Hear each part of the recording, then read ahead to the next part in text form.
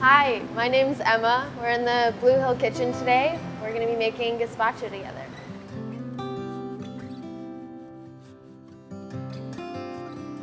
So we're going to start with the cucumbers, peel and de-seed that.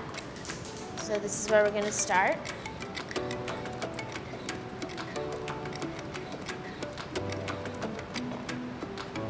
Try and get as many seeds out as you can.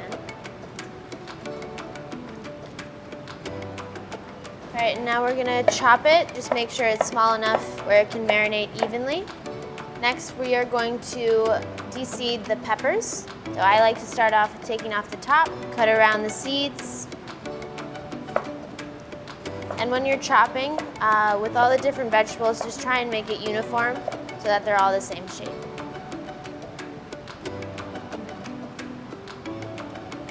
Okay, we're gonna do the watermelon next. I usually flatten the tops just so you have some surface to go from. And then I go around the rind and try to get as little of the red. For de-seeding a watermelon, I recommend just using your fingers. It's a little hard to do with a spoon, and to make sure you get out all the seeds.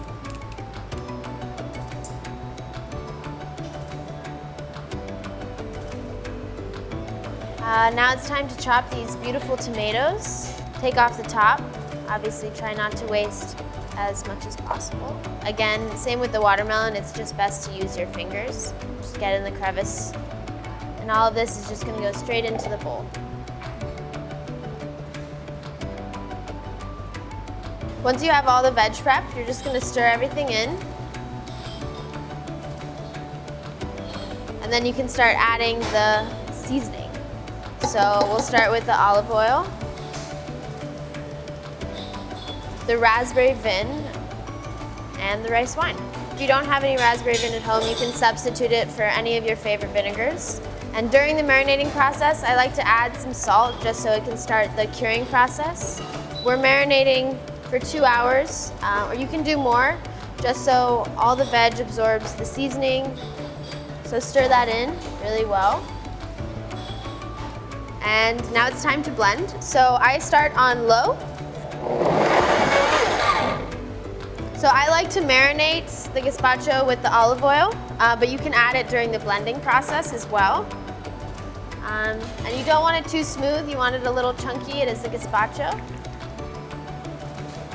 It's time to season. So this is when you can add the basil, cilantro,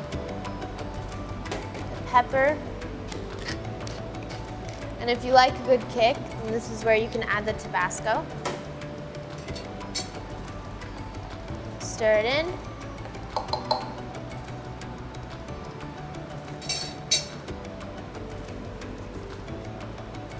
All right, you have a seasoned gazpacho, and before you serve it, I recommend either cooling it down with ice or putting it in the freezer. Once you've chilled the gazpacho, you can serve it. Get it into a nice bowl, put a little garnish in it,